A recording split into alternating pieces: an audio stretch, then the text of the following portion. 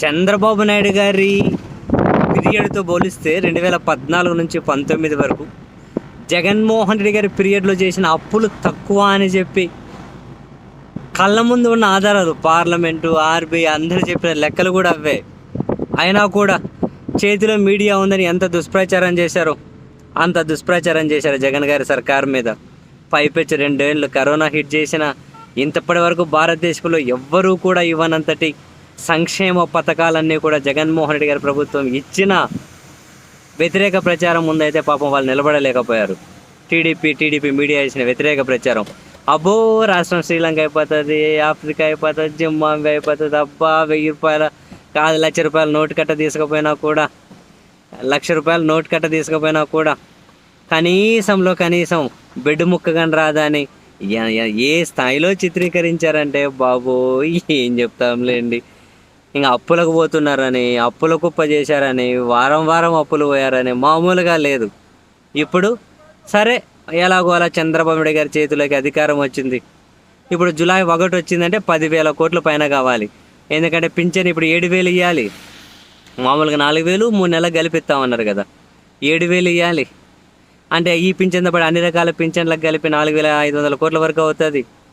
ప్రతి నెల ఉద్యోగస్తులకు జీతాలు ఇవ్వాలి. అంటే విశ్రాంత ఉద్యోగులకు, అంటే రిటైర్డ్ వాళ్ళకు పింఛన్లు ఇవ్వాలి. ఇది 5,500 కోట్లు పైగా, మొత్తం మీద 10,000 కోట్లకు పైగా రావాలి.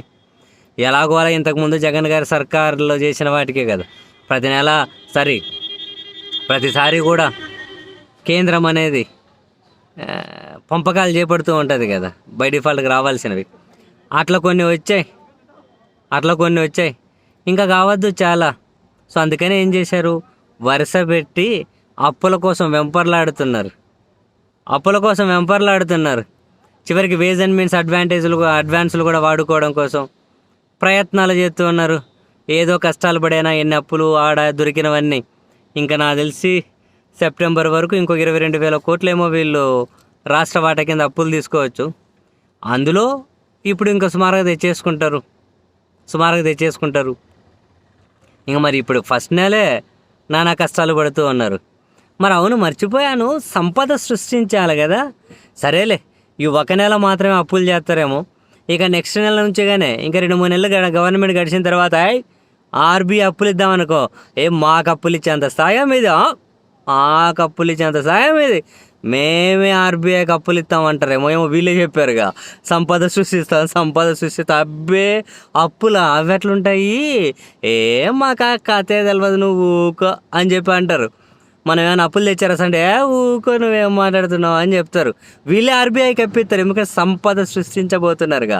జగన్ సర్కార్ అంటే శ్రీలంక, పాకిస్తాన్, వెనిజులా అయిపోయి ఉంటుంది. వీళ్ళు అప్పు చేయరు, ఇప్పుడు కొత్త కదా, అందుకని 10,000 కోట్లు తెచ్చుకుంటారు. మిగతా అంత తర్వాత చేయరు. అది చూస్తాం కదా మనంగానే, చేస్తారో లేదు.